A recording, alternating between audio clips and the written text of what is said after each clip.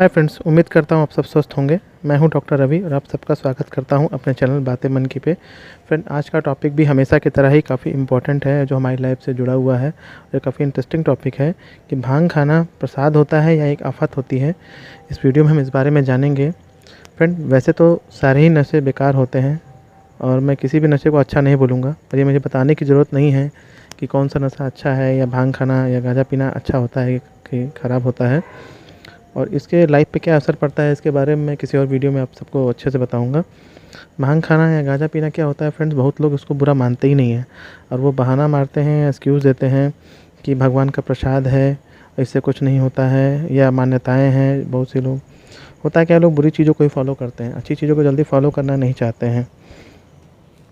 तो फ्रेंड्स, बहाने बनाते हैं। जब मैं पेशेंट से पूछता हूँ तो कहते हैं कि भूख ज़्यादा लगती है, ताकत ज़्यादा आती है, मन अच्छा रहता है, काम में मन लगता रहता है।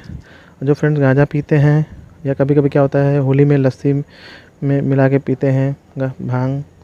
और होता क्या है फ्रेंड्स कि ये बाकी नशे की तरह भी, जैसे दारू पीना, कि इसमें क्या होता है, बुरी लत लग जाती है। उससे कि उनकी हेल्थ ख़राब हो जाती है और मेंटल प्रॉब्लम्स होने लगता है, फाइनेंशियल प्रॉब्लम हो जाता है, फैमिली इशू हो जाते हैं, और उससे वो डिपेंडेंट भी हो जाते हैं उस पे। पेड़ की बात करें तो भांग का जो पेड़ होता है कैनबिस, उसका साइंटिफिक नेम होता है कैनबिस सटाइवा। और इसके नशे के कई सारे फॉर्म होते हैं, टाइप होते हैं अलग अलग। इसमें जो मेन फीमेल प्लांट होता है उसमें जो उसका केमिकल पाया जाता है टेट्रा हाइड्रोकैनाबिनॉल डेल्टा, ये मेन केमिकल होता है मेंटल प्रॉब्लम होने के लिए। इस पौधे में 400 ज़्यादा केमिकल होते हैं जो साइकेट्रिक प्रॉब्लम के लिए या फिजिकल प्रॉब्लम के लिए रिस्पॉन्सिबल होते हैं। उनमें से कॉमन नेम कुछ कैनबिस का है, जिसे हम कहते हैं मारिजुआना, मेनली कहते हैं ग्रास, कहते हैं पॉट, वीड, टी, मैरीजेन भी कहते हैं। वहीं पावर या स्ट्रेंथ के हिसाब से हेम्प, चरस, भांग, गांजा, दाग, सिनेमेला, इसे कई सारे फॉर्म हैं इस भांग के। केमिकली जो डेल्टा हाइड्रा कैनाबिनॉल है, ये ब्रेन के न्यूरॉन्स पे असर करता है। मैं ज़्यादा डिटेल में नहीं जाऊँगा और यहाँ पे शॉर्ट में बताऊँगा क्योंकि वीडियो बहुत ज़्यादा लंबा हो जाएगा। और दो तरह की डिपेंडेंस होती है, साइकोलॉजिकल डिपेंडेंस होती है जो माइंड के लेवल पे होती है, और फिजियोलॉजिकल जो होती है वो बॉडी के लेवल पे होती है। कैनबिस से मेनली क्या होता है, साइकोलॉजिकल डिपेंडेंस हो जाती है। और अगर अचानक से कोई बंदा भांग छोड़ता है तो उसको काफ़ी सारे साइड इफ़ेक्ट हो जाते हैं, जैसे विड्रॉल सिंड्रोम्स कहते हैं। जो इरिटेबल हो जाएगा पेशेंट, रेस्टलेस हो जाएगा, शरीर में दर्द हो जाएगा, स्लीपलेस हो जाएगा, भूख कम लगेगी। इसलिए ट्रेन डॉक्टर की मदद से ही नशे को छुड़ाना चाहिए। कैनबिस के काफ़ी सारे साइड इफ़ेक्ट हैं जिसके बारे में मैं आपको आज थोड़ा शॉर्ट में बताऊंगा, जिसे हम कैनबिस इंटॉक्सिकेशन या कैनबिस इंटॉक्सिकेशन डिलीरियम, जहाँ पे कॉन्शियसनेस कम हो जाती है, या कैनबिस इंड्यूस साइकोटिक डिसऑर्डर भी होता है। इन सब के बारे में मैं किसी और वीडियो में अच्छे से बताऊंगा। आज मैं साइकोटिक डिसऑर्डर के बारे में बात करना चाहता हूँ। इसमें मेनली मेनिया के फीचर्स आ जाते हैं पेशेंट को, मतलब पेशेंट काफ़ी एक्साइटेड रहेगा, भांग लेकर काफ़ी, भांग गांजा पे काफ़ी ज़्यादा खुश हो जाएगा, रेस्टलेस हो जाएगा, इधर उधर भागेगा, घर में गाली गलौज करेगा, मारपीट करेगा, सोएगा ही नहीं। घर वाले कहेंगे कि 3 दिन से सोया ही नहीं है एकदम भी। या कभी कभी उसको, कुछ पेशेंट्स को ऐसा होता है कि उनको कानों में आवाज़ें भी आती हैं। नशा करते हैं ऐसे पेशेंट्स को, लंबे समय तक करते हैं नशा।